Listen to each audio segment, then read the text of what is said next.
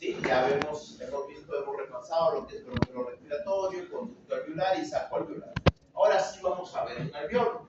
El alveolo es esta estructura evaginada, es un pequeño, es una evaginación y es una estructura funcional, es la estructura funcional primaria del sistema respiratorio. Estos son los alveolos. Y entre alveolo y alveolo hay un espacio. Ese espacio está compuesto de tejido conectivo, de fibras de colágeno tipo 3, o también llamadas fibras de reticulina. También hay fibras elásticas y encontramos capilares continuos. Capilares de tipo continuo. Acá tenemos los alveolos, ¿sí? Los alveolos, y tenemos lo que es el alveolo. Sí, el alveolo. ¿Qué células vamos a encontrar en el alveolo? Los neumocitos tipo 1, que son estas células planas, y los neumocitos tipo 2, que son estas células medias abombadas, medias ovoides.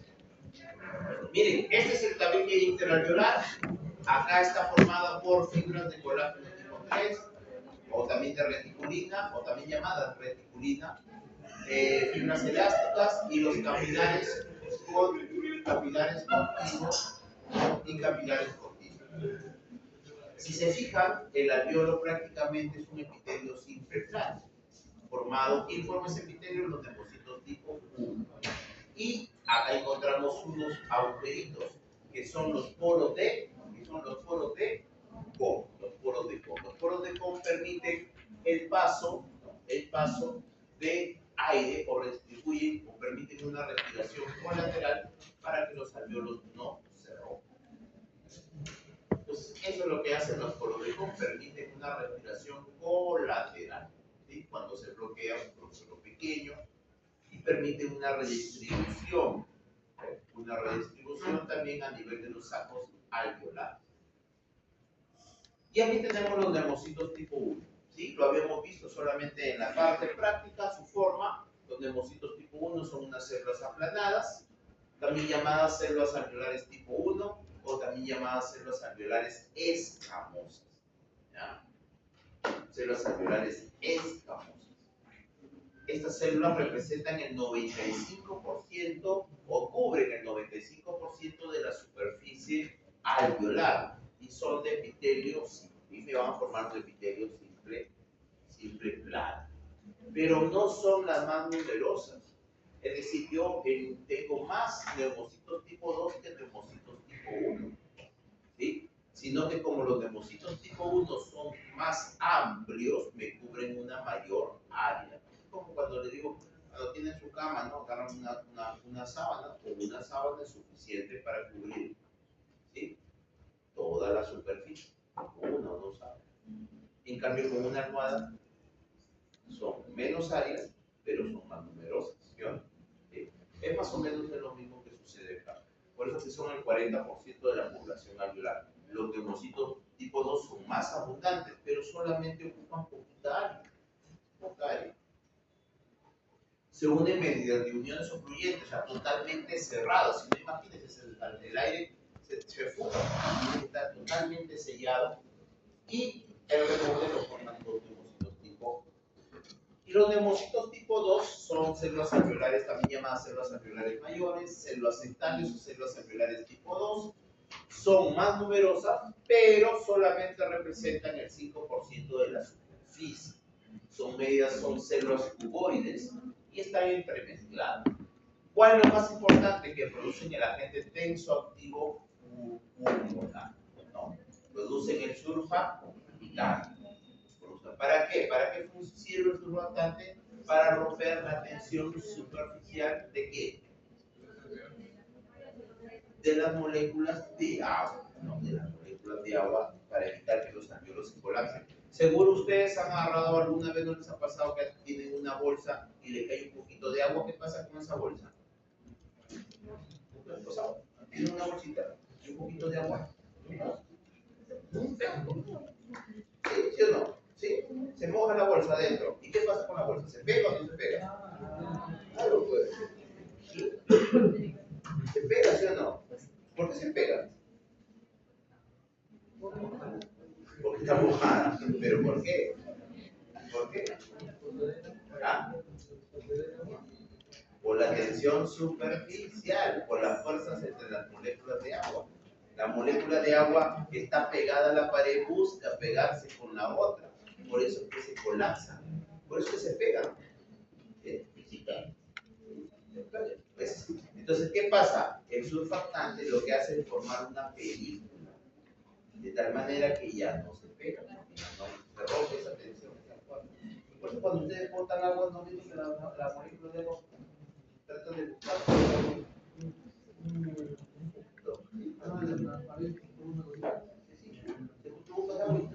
Quieren juntarse entre ellos. Claro, tratan de juntarse. Eso es lo que pasa. ¿Y el aire que nosotros respiramos tiene agua o no tiene agua? ¿Hay agua o no? Cuando yo respiro, ¿hay agua o no? ¿No hay agua? ¿No hay agua?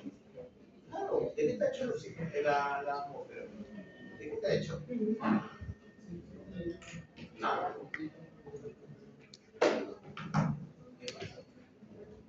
La atmósfera que yo... ¿Qué estoy respirando? ¿Qué porcentaje de oxígeno respiro? ¿Todavía no han hecho eso? ¿Ya lo han hecho? ¿No saben? Es el 20%. Cuando yo respiro, es el 20%. El 70% es nitrógeno. El 70% es nitrógeno. El 70% es nitrógeno. El resto son otros gases y vapor de agua. Por eso es que cuando ven en el clima de Lima, ¿cuánto es el clima de Lima? 95% de humedad. Es decir, de esa cantidad de 100% de ese aire, ¿cuánto es agua? El 95%. Esa es la humedad. Prácticamente está respirando agua. Imagínate que ya los alveolos colapsan, por eso se surfactante. Aunque ya no se da, antes en el RCP había la respiración boca a boca, ¿sí o no? ¿Sí? Antes, ahora creo que ya no, creo que ya se ha dejado de desuso. ¿Sí? ¿Y cómo? Pues si a la hora que yo expiro CO2, ¿o no? Pero antes se daba, ¿no? Ahora con una presión higiene, ¿no? Pero ya si no tiene, como que no sé, pero creo que ya no se da, ya no está permitido. ¿Sí o no? Antes se daba, ¿no? Se daba, ¿no? Pues RCP. Pero si yo respiro oxígeno y boto CO2, ¿sí o no? ¿Sí? ¿No se ha preguntado? Porque antes daba, ¿no? RCP, no, empieza la respiración boca a boca, bla, bla, bla. ¿Sí o no? Ahora creo que ya no está permitido, por una cuestión de salubridad, etc. Pero ¿y cómo está? ¿Por qué antes no se permitía? Muy bien. Bueno, este dato es más de, lo menciona su libro Gardner, pero más háganle caso a su libro de embriología, porque el libro de embriología está más encargado. Su libro de embriología creo que habla de 25 o 26 semanas, ¿no? Donde aparecen recién las células para el surfactante. Ahí no me meto mucho. Entonces, ¿de dónde se forma el agente tensoactivo? ¿Dónde se forma este surfactante? Este surfactante se forma en el retículo endoplasmático rugoso. Siempre, acuérdense, siempre que la célula necesite algo, como proteínas, lipoproteínas, glucoproteínas, apoproteínas, siempre va a formar, las proteínas se forman en el retículo endoplasmático rugoso. Rugoso porque tiene ribosomas y esos ribosomas tienen, ¿no?, ARN ribosomal y ahí le transmiten información. Luego estas proteínas, ahí están las proteínas en bruto, ¿sí? Es como si tú sabes que yo quiero que me den de la China, me manden 10.000 genes. Perfecto, te mandan todos los 10.000 genes. Ahora lo envías a otra empresa para que, ¿sabe qué? Estos genes me los tuneas, quiero que los cortes como que hubiera pasado un carro. Yo quiero que estos sean rosados, yo quiero que estos sean de color verde, yo quiero que estos sean. Entonces, eso lo hace el aparato de Golgi. El aparato de Golgi es eso, es tunear, como que tunea, ¿no? Tunear es así, ¿no? Sí, le voy a tunear, ¿no? Tunear es como arreglar, algo así. ¿Sí? A eso, de acuerdo a lo que yo quiero, ¿no? Eso es lo que hace el aparato de Golgi. Y es lo que pasa acá, ¿ven? Este agente tensioactivo pasa al aparato de Golgi y lo empaqueta en cuerpos compuestos. Y estos cuerpos compuestos van a formar lo que se llaman los cuerpos laminares. Y acá se forma el agente tensioactivo. Ahí está formando la capita de líquido. Y eso es lo que evita rompe la tensión superficial, rompe la tensión. Y acá, miren, ya lo hemos visto, los neumocitos tipo 2, los macrófagos alveolares o células del polvo, los neumocitos tipo 1 por acá, neumocitos tipo 1 acá, y acá tenemos los capilares continuos, el tabique interalveolar. Y esta es la barrera alveolo-capilar. Seguro ya la han visto en fisiología, que es la barrera que tiene que pasar el oxígeno y el CO2. Tiene que pasar el surfactante, tiene que pasar a la célula alveolar, tiene que pasar su membrana, su membrana basal, que es tejido conectivo, y luego el endotelio. Todo eso tiene que pasar. Entonces, por ejemplo, en una neumonía, ¿qué es una neumonía? Una inflamación del parénquima pulmonar. ¿Y qué pasa en una inflamación? Uno de los primeros episodios que sucede en una inflamación es la vasodilatación. Los capilares acá se dilatan. ¿Sí? Se dilatan. Y los se dilatan. Es como se dilatan por la liberación de histamina, por liberación de sustancias que hacen que el vaso se dilate. Así como hay vasoconstricción, hay vasodilatación. Entonces se dilata. Y las células endoteliales que estaban juntas se separan. ¿Qué pasa que se separan? ¿Qué va a pasar? Sale el líquido que está en plasma o el líquido que está en la sangre, sale ¿hacia dónde? Hacia el tabique interalveolar y luego al espacio alveolar. Entonces el tabique que era chiquito, ahora ¿cómo es? ¿Va a pasar fácilmente el oxígeno? ¿Va a pasar fácilmente? Por eso es que ahí tus valores de oxígeno van a tener que cambiar en base a qué patología tiene el paciente. ¿Sí? Por eso que yo les dije, tienen que saber de oxigenoterapia. Oxigenoterapia. ¿Sí? Para saber cómo manejo ahí. Porque ya no va a ser el frío de 220 o de 20, que es común como el ambiente acá, porque no le es suficiente, esa presión no le va a ser suficiente. ¿Cuánto ya van a tener la oxigenoterapia? Entonces, y además, como se abre, salen los neutrófilos. Entonces, todo esto se llena de neutrófilos y agua. El paciente no puede respirar. No puede. No puede. Le falta el aire. No puede. Por eso tienen que colocarle a veces apoyarle con oxígeno. Ya les digo, tienen que revisar ya alguna vez tener una idea de oxígeno. Porque les va a pasar. De repente ustedes terminan, ya son médicos, muy bien, ¿saben qué? Tú estás terminando ya, estás con tu título y todo. ¿Sabes que no puedo hacer mi turno? ¿Puedes hacer mi turno? Dice tu amigo, que puedes hacer mi turno ahí en el centro de salud. Ah, ya, llegas, un abuelito con neumonía. ¿Y qué haces? ¿Qué haces? La enfermera, doctor, ¿qué hago? ¿Cuánto de oxígeno le pongo? ¿Ah? ¿Sí? Yo no. O de repente te dice, hay unos turnos ahí en una clínica para quedarse en una guardia. ¿Puedes hacer? Ah, claro. Te llega neumonía. ¿Y ahora qué te hacer? Ahí oxigenoterapia, ¿sí? Y porque ahí con el antibiótico no vas a curar ahorita. Tienes que solucionar de emergencia. ¿Sí? Entonces vayan revisando oxigenoterapia, revisen para que vean, al menos tengan una idea qué es. Venturi, cuánto de oxígeno le pongo, cómo funciona la oxigenoterapia. En el COVID era la oxigenoterapia. Miren, alveolo. Estos son los capilares alveolares, que sus células endoteliales contienen lo que es la enzima convertidora de angiotensina para que convierta la angiotensina 1 en angiotensina 2, ¿no? Es el sistema, ¿no? Renina, angiotensina, aldosterona. Ahí está. Las células endoteliales del pulmón, ahí están metidas. Esto ya es un poco más anatomía, que ya lo van a ver más en anatomía, porque tiene que ver más de la arteria pulmonar. pulmonar, ¿cómo es la irrigación? Miren, la arteria pulmonar, siendo arteria que lleva sangre desoxigenada. Y la vena pulmonar, siendo vena, lleva ya sangre oxigenada. Entonces se dan cuenta que desde el inicio ya se dan cuenta que en medicina siempre hay pequeñas excepciones. Siempre es excepción. Nada es 100% absoluto. Se va a encontrar con excepción. Es más anatomía, arterias bronquiales, como llaman los nutrientes, son llamas de tipo para nutrición, del mismo parénquima pulmonar. Y acá sí, el drenaje linfático, que tenemos un drenaje de la pleura visceral y un drenaje profundo. Saca todo ese líquido y lo lleva hacia la pleura visceral. Y hasta ahí hemos visto todo lo que es parénquima pulmonar. Ahora vamos a ver lo que es pleura y membranas, sobre todo membranas serosas.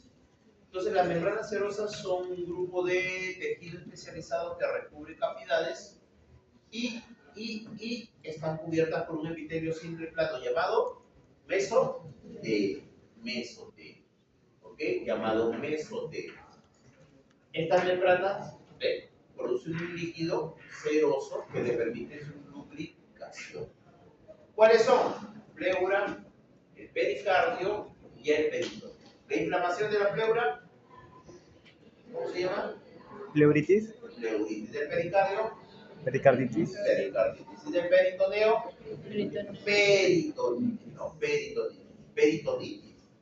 Entonces, toda la cavidad abdominal está inflamada. Si es infecciosa, purulenta, peligroso, porque ya no solamente es localizado. Estamos hablando de que la serosa cubre el estómago, cubre la vesícula biliar, cubre los intestinos. Por eso que es peligroso. Peritonitis. La serosa está formada por un mesotelio y un tejido conectivo. Y la adventicia es un tejido conectivo solamente. ¿Sí? Entonces, la diferencia entre una serosa y una adventicia es la presencia de mesotelio. Esto se va a notar más, esta diferencia se va a notar más o es más sutil cuando veamos tubo digestivo. Porque el tubo digestivo hay órganos que tienen serosa por una parte y por otra parte tienen adventicia. Por ejemplo, el esófago. El esófago que está acá es adventicia. Atraviesa el diafragma y ya está en cavidad. Ese pedacito de esófago que está en cavidad tiene serosa. La vesícula biliar, por ejemplo, la vesícula biliar está así en el hígado. Entonces, ¿esta capa qué será? ¿Serosa o adventicia? Serosa. ¿Y la que está pegada al hígado? Adventicia. ¿Por qué? Porque solamente es tejido conectivo. ¿Ya? Entonces, eso tenganlo bien claro porque les va a salir más adelante. Y la pleura tiene dos capas, la pleura visceral y la parietal. Y entre ellas hay un espacio de unos 10 a 20 mililitros de líquido claro incoloro. Ahora, la pleura no es solamente una membrana inerte, es una membrana que permite el paso de líquidos de manera constante. De tal manera que pasa de la pleura visceral a la pleura parietal. La pleura parietal tiene unos pequeños agujeros de 2 micras para drenar hacia los vasos linfáticos. Se drena. ¿Qué pasa? ¿Qué pasa? Cuando hay una pleuritis, ¿qué dije? Los vasos se abren, sale más líquido. Entonces entra de lo que más puede salir. ¿Y qué pasa? Comienza a acumularse. Derrame pleural. Normalmente sigue este flujo. Ahorita todos nosotros, nuestra pleura está haciendo esto. Se llena, drena, se llena, drena, se llena, drena. En la pleuritis se inflama, los vasos se abren y dejan salir más líquido y que no pueden drenar. Y comienza a acumularse, no más derrame pleural. No puede respirar, no se puede salir. Entonces, y en esos espacios, acá, en esos espacios donde están los linfáticos, se acumulan unos grupitos de células llamados los focos de Kahn-Meyer. ¿Qué son los focos de Kahn-Meyer? Son acúmulos de macrófagos, linfocitos y células mesoteliales en esas zonas de los vasos linfáticos. Los vasos linfáticos, sobre todo en los vasos linfáticos de la pleura parietal. Y eso es todo lo relacionado con parénquima, pulmo y plebe. Entonces, si tienen algún comentario, alguna duda, nada. Muy bien. Entonces, la otra semana ya comenzamos con lo que es corazón.